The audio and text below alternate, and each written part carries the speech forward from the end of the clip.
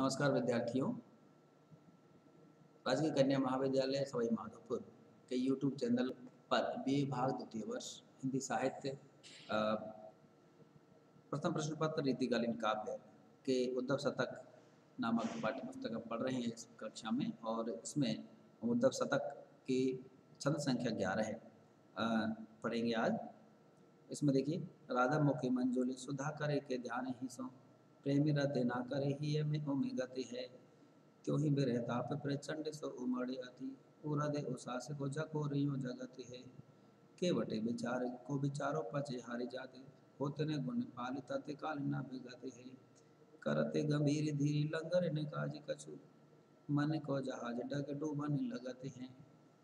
श्री कृष्ण ब्रजवासियों के प्रेम और उसकी स्मृति वियोग की जो दशा है उसमें खोए हुए हैं, और उसी के साथ में राधा की स्मृति आती है, तो राधा का उस स्मृति में जो है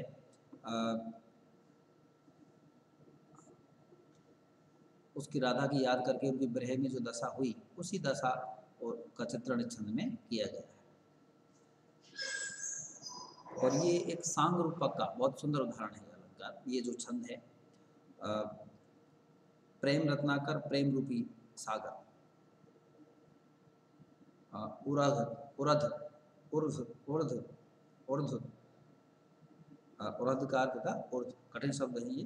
केवट विचार मल्लाह रूपी विचार, पची पच पच हारे परिश्रम करना, नवगत आकाश में उड़ना, डग डगमगाना।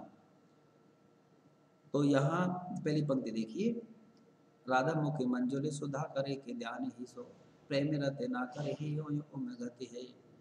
कवि रत्नाकर कहते हैं कि श्री कृष्ण उद्धव से कहने लगे कि हे उद्धव, राधा के चंद्रमा के समान मंजुल मुख का ध्यान करते ही मेरे हृदय में प्रेम का सागर उमड़ने लगता है, क्यों और वैसे ही क्यों ही बृहतप प्रचंड सो उमड़े अति, पूरत उसास यो जकोर जगति है। और तभी जब ब्रह का प्रेम का सागर उमड़ने लगता है, तो मेरे ब्रह की जो आग है अत्यंत उत्तेजित हो जाती है, और निराशा और दुख भरे ऊंचे उच्छ्वास के झोंके उठने लगते हैं, हिलोड़ उठने लगते हैं, कि जो मेरा केवटे विचार को विचारों पचे हारे जाते, होते गुण पाल तत्काल काल न बिगते हैं।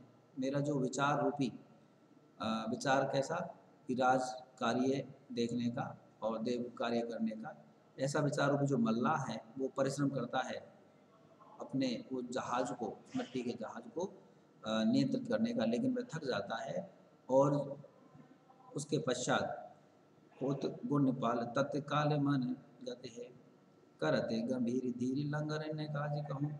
और जो धैर्य का जो लंगर है वह भी कोई कार्य नहीं कर पाता, और मन रूपी जो जहाज है वह का माल, जहाज का जो माल है वो आकाश में उड़ जाता है। मन को जहाज तक डूबने लगते है, और माल आकाश में उड़ जाता है, और धैर्य जब समाप्त हो जाता है तो जो हृदय है उसका जो मन का जहाज है वह डूबने लगता है, डगमगाकर डूबने लगता है। तो यहाँ ये जो जहाज का वियोग के प्रेम के सागर में मन का डूबने का जो चित्रण है भाव दशा का, वह बहुत सांग रूपक के रूप में बहुत ही सुंदर रूप में चित्रित किया गया है। और राधा कृष्ण के जो अनन्य एकनिष्ठ जो प्रेम था उसको उसका यहाँ पर वियोग श्रृंगार के रूप में सुंदर चित्रण किया है। हम देखते हैं कि ये जो छंद है, यमक और श्लेष अलंकार अनुप्रास अलंकार और सुंदर भी इसमें आप देख सकते हैं। सांग रूपक तो इसमें है ही संपूर्ण छंद में। छंद संख्या 12 देखिए, सील सने सुरुचि सुबात चले पूरब की, और ओमा गिद्र गने में दुराने की, में दुराने ते कह रते ना करे अचानक चमके उठी, ओने घने श्याम के अधीर अकुलाने ते, आसन्न आसन्न दोरे देने दिशो सोरे पोरे मोही, ब्रज में सोदेने बारे वृंद हरियाने ते, नीर को प्रवाह कान नैना नित के तीर तीर भयो, धीरे भय उधोर अचले रसाने ते।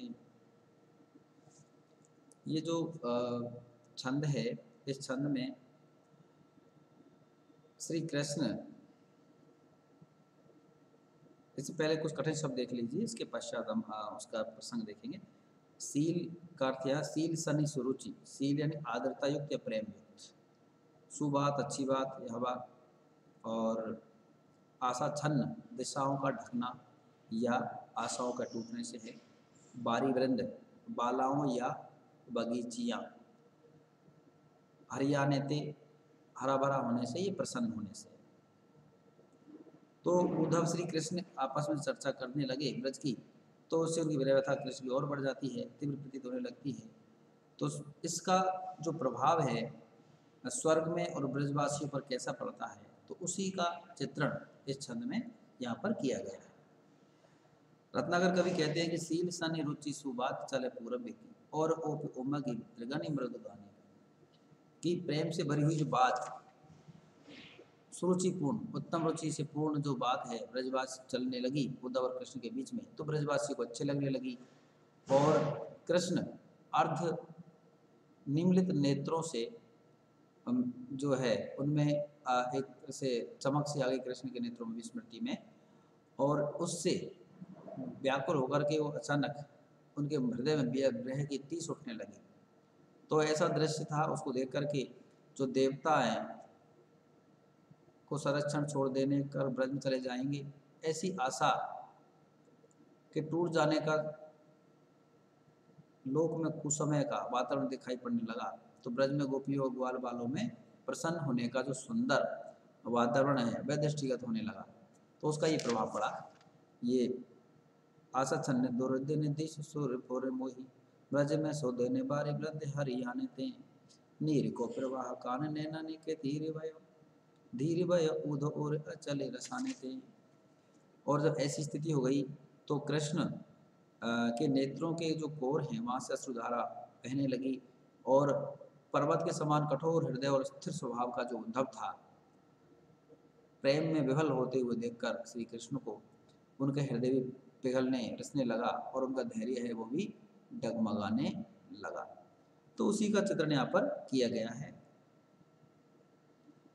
यहाँ भी जो है श्लेष, अनुप्रास, रूपक, असंगति, ये अलंकार आप देख सकते हैं। अगला जो छंद है उसे हम अगली कक्षा में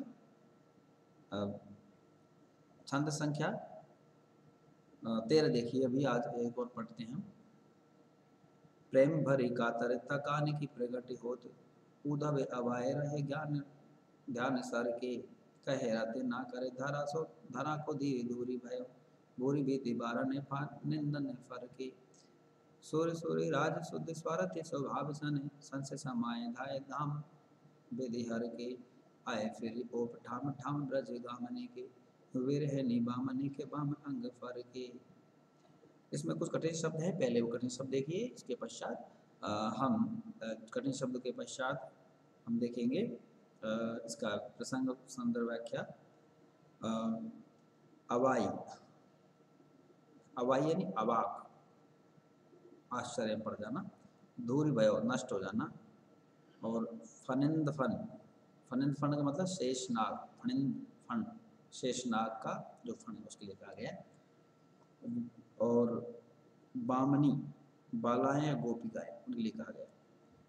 तो ये जो श्री कृष्ण है विरह व्यथा से अतिशय कातर हो गए थे, कातरता दिखाई देने लगी, तो उसी कातरता से जो है उद्धव, शेषनाग, अन्य देवताएं और ब्रजबालाएं, उन सभी पर जो प्रभाव पड़ा उसका चित्रण इस कवित्व में किया गया है। तो कवि रत्नाकर कहते हैं कि श्री कृष्ण की प्रेम भरी कातरता के प्रकट होते ही उद्धव एकदम अवाक हो गए। प्रेम भरी कातरता कान की प्रकट होते उद्धव अवाक रहे ज्ञान ध्यान सर के, अवाक हो गए, उनका जो ज्ञान ध्यान है वो गायब हो गया। प्रेम की विफलता से उद्धव का ज्ञान ध्यान गायब हो गया। श्री कृष्ण की व्याकुलता से पृथ्वी का धैर्य नष्ट हो गया। और कहे रहते ना करे धरा को धीर दूर भयो, बूरी बीती भारन पानंदन फर के। रत्नाकर कवि कहते हैं कि श्री कृष्ण की जो व्याकुलता से पृथ्वी का धैर्य नष्ट हो गया, और उसका धैर्य नष्ट हो गया तो अत्यंत भय के भार से जो शेषनाग है उसका जो फन है उसमें बुरी भीति भारन आनंदन फन करके करके यानी उसमें कड़कने लगा, दर्द होने लगा, पीड़ा होने लगी। और सुर सुर राज शुद्ध स्वार्थ स्वभाव सने, संशय समाये धाय धाम वेदि हर के। देवता और देवराज इंद्र शुद्ध स्वार्थ और निर्मल स्वभाव से सने थे। वे अनिष्ट की आशंका से भरकर ब्रह्मा और शिव जी के निवास स्थान की ओर दौड़ पड़े। स्वार्थ सने संशय समाये धाम धाम वेदि हर के। तो वो क्योंकि उनको लगा कि अब श्री कृष्ण हमारा देवताओं का जो कार्य है उसको नहीं करेंगे और पुनः इस प्रेम से आकर्षित होकर के ब्रज जाने वाले हैं, इसलिए वो जाकर उनसे निवेदन करने लगे के लिए वहाँ शिव और ब्रह्मा के पास देवगण जाने लगे। तो आई फिर ओप ठाम ठाम ब्रज गामनी के, विरहनी बामनी के आम बाम अंग फर के। और जब श्री कृष्ण की ऐसी स्थिति हो रही थी तो उससे ब्रज के जो गांव हैं फिर से शोभा लौट आई और स्थान स्थान पर वहाँ शुभ संकेत दिखाई देने लगे। आई फिर ओप ठाम ठाम गांव ब्रज गांव मनी के, स्थान स्थान पर गांव में शोभा लौट आई। ओप यानी शोभा, आशा, चमक। विरहनी बामनी के बाम अंग फर के। और इससे जो गृहिणी ब्रजबालाएं थी उनके बाएं अंग फड़कने लगे। अर्थात श्री कृष्ण की प्रेम भरी कातरता देवता आदि परेशान हुए और ब्रजवासियों में आनंद का संचार हुआ। उन्हें श्री कृष्ण के आने की आस और उम्मीद बंधी। जो पौराणिक प्रसंग हैं उनका सुंदर चित्रण यहाँ पर किया गया है। उसके माध्यम से प्रेम की स्थापना श्री कृष्ण की जो प्रयोग की जो अवस्था है उसके माध्यम से की गई है। और यहाँ हम अलंकार दृष्टि देखें तो अनुप्रास, यमक और अतिशयोक्ति, पुनरुक्ति, प्रकाश जो अलंकार है वो देख सकते हैं। ठाम ठाम जो शब्द इसमें जो पद है इसमें पद मैत्री शब्द में देखा जाता है। ब्रजभाषा का पद मैत्री पूर्ण सुंदर सरस प्रयोग यहाँ पर रूप में प्रयोग किया गया है। इस तरह से हम आज की इस कक्षा में हम यहीं तक पढ़ेंगे। अगले जो छंद है वो अगली कक्षा में पढ़ेंगे। धन्यवाद।